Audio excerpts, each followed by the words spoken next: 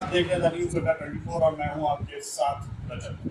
उत्तर प्रदेश की 403 विधानसभाओं से जनप्रतिनिधियों से हमारी बातचीत लगातार जारी है। इसी कड़ी में आज हम जनपद कानपुर की विधानसभा कैंट 216 हमारे साथ मौजूद है यहाँ से विधायक मोहम्मद हसन नूरी जी। बहुत बहुत स्वागत है सर। धन्यवाद। सर सबसे पहले तो आप बताइए कि आपका राजनीतिक करियर जो है कहाँ से शुरुआत हुई, कहाँ से शुरू किया? ये लंबा सफर है राजनीति का।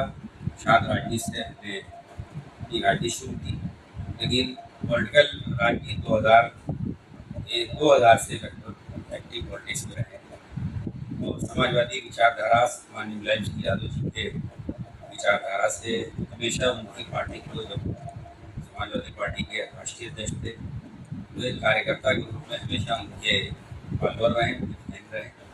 उसके बाद हमेशा उनके फॉलोअर और फैन हैं। 2000 से लगातार संगठन से लेकर और 2012 का चुनाव लड़ा और थोड़े से वोटों से आ रहा। 2017 में पार्टी ने दिया, लास्ट मोमेंट में पार्टी दिखाया, कांग्रेस ने छोड़ दी और उसके बाद फिर 2022 में फिर पार्टी ने टिकट दिया और कानपुर में सबसे भारी मतों से जीतकर आने का सौभाग्य प्राप्त हुआ और लगातार ऐसी विधानसभा में काम करने का मौका मिला जो अधिकांश समय जब से कैंट का गठन हुआ और डिलिमिटेशन से पहले और डिलिमिटेशन के बाद, दोनों बार केवल एक बार को छोड़कर हर बार भारतीय जनता पार्टी का विधायक रहा। अभी सतीश माना भी रहे तो 2012 में जब पहली बार डिलिमिटेशन हुआ तो दूसरे साहब विधायक बनते। उसके बाद कांग्रेस के गठबंधन के विधायक रहे और उससे फिर चुनौतियों भरा ये विधानसभा है और इस विधानसभा में जो नई बस्ती, नई आबादी आके ज़्यादा इस्टेब्लिश हुई है, वो सोसाइटी का क्षेत्र ज़्यादा है। कानपुर डेवलपमेंट अथॉरिटी के अलावा जो सोसाइटी ने डेवलप किए क्षेत्र, जिसमें केवल उन्होंने प्लॉट काटे, वो इंफ्रास्ट्रक्चर नहीं दिया, उन सब क्षेत्रों की चुनौतियाँ हैं। और सीवर लाइन का, पेयजल का, जल भराव का, उन आबादी में जिसको हमेशा भारतीय जनता पार्टी की विचारधारा से अलग माना गया, जिनको कभी भी एक इंच के विकास का सौगात नहीं मिला। तो ऐसे तमाम इलाके रहे हमारे यहाँ के। दक्षिण के बहुत ऐसे क्षेत्र थे हमारे, जो दक्षिण के वार्ड हैं, 4 वार्ड, इसमें 3 हमारे पार्षद हैं। उन 4 वार्डों में कहीं पर भी सीवर लाइन 70 साल से नहीं पड़ी थी। आबादी के सापेक्ष जिस हिसाब से 70 साल पहले और आज जो उसके सापेक्ष न पेयजल की लाइनों का व्यवस्था थी और न सीवर लाइन और ग्रीन कंडीशन थी। लेकिन मैं कह सकता हूँ कि मैंने जब नगर निगम के चुनाव हुए तो मेरे यहाँ कोई पार्षद नहीं था, 5 पार्षद जीते। 11 नगर निगम है हमारे, बाकी कंटेनमेंट बोर्ड का इलाका 8 वार्ड, टोटल 19 वार्ड। तो जो 11 नगर निगम में 5 वार्डों में हमारे पार्षदों ने बहुत सहयोग किया हमारे काम और अपने अपनी क्षमता से उन्होंने अपने अपने इलाके में भरपूर विकास कराया, चाहे वो सीवर लाइन का हो, चाहे वो पेयजल का हो। और इसके इधर जब कोई बड़ा काम हुआ तो हमसे बताया और हमने करा। ट्यूबवेल 3-4 ट्यूबवेल हमने लगवाए। विधानसभा की कार्रवाई से हमने अपने विधानसभा क्षेत्र और जहाँ पे हमारे वार्ड पार्षद नहीं रहे उन क्षेत्रों में विकास कराने का काम किया। तो हम लक्ष्य के काफ़ी करीब पहुँच गए हैं विकास के। पूरा इन 5 सालों में नहीं हो सकता था, लेकिन 19 से ज़्यादा, क्योंकि बहुत से काम ऐसे थे विधानसभा की कार्रवाई से बंद में शासन का पैसा होता है और PWD में विधायक निधि से, पार्षदों के सहयोग से, एक टीम वर्क के माध्यम से काफ़ी वार्डों में काम पूरा हो गया है। काफ़ी वार्डों में अभी काम की आवश्यकता है, क्योंकि कैंटोनमेंट बोर्ड में सिविक बॉडी के इलेक्शन हो नहीं रहे हैं और वहाँ पार्षद नहीं, इसलिए वहाँ 8 वार्डों में बड़ी जिम्मेदारी है।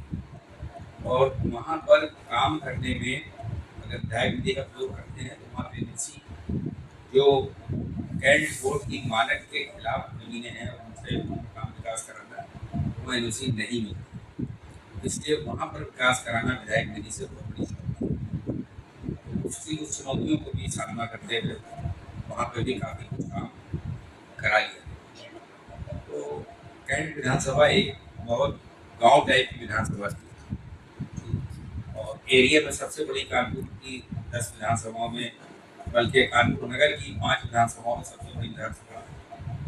तो इसलिए काम हमारे 5 पार्षदों के साथ मिलकर करने में काफ़ी आसानी थी, और उम्मीद है कि क्योंकि जहाँ पर मिलिट्री के इलाके आ जाते हैं, अभी आपको इंतजार करना पड़ा। हमारे क्षेत्र में बहुत बड़ी आबादी श्याम नगर, देवी श्यामपुर, मनका नगर, जागरी, चंदारी, देवरा, ये आबादी एक सीधी क्रॉसिंग है, उससे होकर गुजरती है। पिछले 20 सालों से वो एकदम जर्जर हालत में, चूँकि बड़ी सड़क की विधायक निधि और सांसद निधि से उसका मतलब नहीं था, हालांकि वो सेंट्रल गवर्नमेंट के अधीन आता है, सारा डिपार्टमेंट सरकारें भी भाजपा की, उसको नहीं किया गया। लेकिन अभी हमारी टीम ने और हमने मिल करके उसमें काम कर रहे हैं, और भी काम काफ़ी बाकी है। उसमें रेलवे को आरोग्य बनाना है, और सीओडी क्रॉसिंग से इधर जो बहुत नहीं हुआ है, इसमें कई हादसे भी हुए, कई की चोटी हुए, किसी के हाथ टूटा, किसी का पैर टूटा। अभी विभिन्न स्रोतों से, निजी संसाधनों से चलने योग्य बनाने का प्रयास चल रहा है पूरा। और कैंट में हमारे साथ कमांडर बैठते हैं, ब्रिगेडियर NES उपरानी है, उस उन्होंने दिसंबर में बनाने को कहा। इस तरीके से विकास के काम में लगातार हम लोग, और वर्तमान सरकार जो विपक्ष को देखना पसंद नहीं करती है, मुझे लगता है यही इसकी सबसे बड़ी इस भूल से बहुत पीछे जाना पड़ा। विपक्ष जब तक नहीं होगा तो सरकार, उनके विधायक और अधिकारी सब देख रहा हूँ, इस बात को अब चेतें। जब पूरे गाँव चुप गए, एक चुप गए, अब चेते हैं। और जिनके चेतने से अब कोई फायदा नहीं। इन लोगों ने विपक्ष को या तो बुलडोजर का डर, CBI का डर, ED का डर, जो गवर्नमेंट के जो भी सिस्टम है उसका डर दिखाकर, जहाँ पर बहुत दे दबाव दिखाई, वहाँ पर बहुत सिलसिला FIR करना।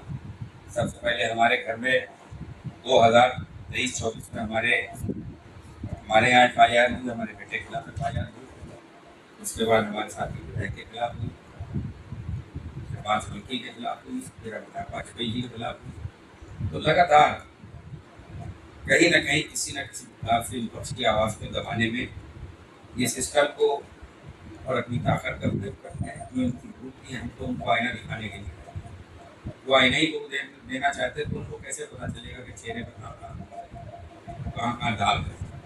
दाग भूल दिखाने वाले लोगों को जब आप रास्ते से हटा दो, निश्चित रूप में आप भी एक दिन रास्ते से, उस रास्ते से हटोगे, जिस रास्ते में जाना चाहिए। तो अब हमें लगता है कि जिस तरीके से अयोध्या में इन्होंने भगवान राम के नाम पर देश में सरकार बनाई, केंद्र सरकार बनाई, प्रदेश की सरकार बनाई, और प्रदेशों में यहाँ के नाम को बनाया, और जो ये कर रहे थे पगले तो अभी गए। मुझे लगता है कि इन्होंने तालाब की छोटी मछलियों को पकड़ के केवल किसी कर बड़ी मछलियों को फंसाने का प्रयास हो रहा है। और जिस तरीके से भगवान के मंदिर को, जहाँ पर सबसे पवित्र जगह है, जहाँ पर हमारा हिंदू भाई अपने जीवन की दाढ़ी कमाई को लगाकर उस मंदिर के निर्माण कराने में देश के कोने कोने से अपना सहयोग देता है, उस सहयोग को भगवान के नाम का चढ़ावा देता है, उसको भी इन्होंने अपने निजी प्रयोग में इस्तेमाल करने के लिए गलत तरीके से उस चढ़ावा चोरी में इन्होंने संगीता दिखाई। और कहीं ना कहीं क्योंकि राम मंदिर का जब आप क्रेडिट लेते हो बनाने का, तो उसमें आ रहा जो भी सिस्टम है, उसमें हो रहा जो भी करप्शन है, उसको भी जिम्मेदारी भारतीय जनता पार्टी की सरकार है। तो इसलिए हर मोर्चे पर फेल भारतीय जनता पार्टी के लोग, जिस तरीके से 2024 से उत्तर प्रदेश में लोकसभा में इन लोगों के हारने का सिलसिला शुरू हुआ, वो इनको जब तक पूरे देश के अंदर ये हारने का सिलसिला नहीं होता जाएगा, जब तक अभी सिलसिला चालू है।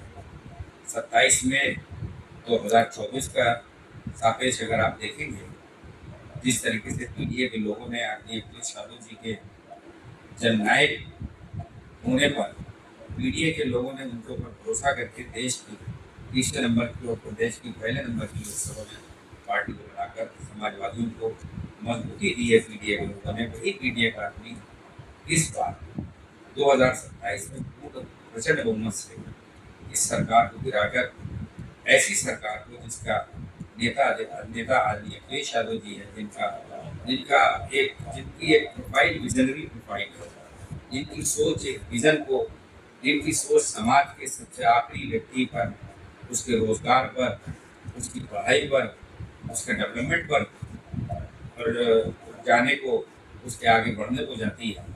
ऐसे नेता के ऊपर अब देश के सभी लोगों ने विश्वास कर लिया है।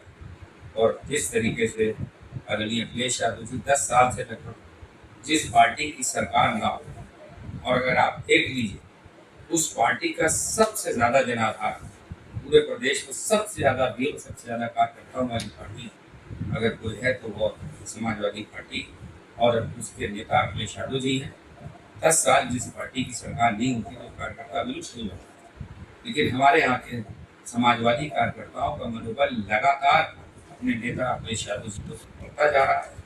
और अपने नेता पर यकीन क्यों न करें, गरीब मजलूम बेसहाराओं को सरकार न रहते हुए ऐसे ऐसे लोगों को, कमजोरों को विधायक बनाना, पार्षद बनाना और जिला पंचायत बनाना, ये अगर किसी ने किया है तो आदरणीय अखिलेश यादव जी ने किया है।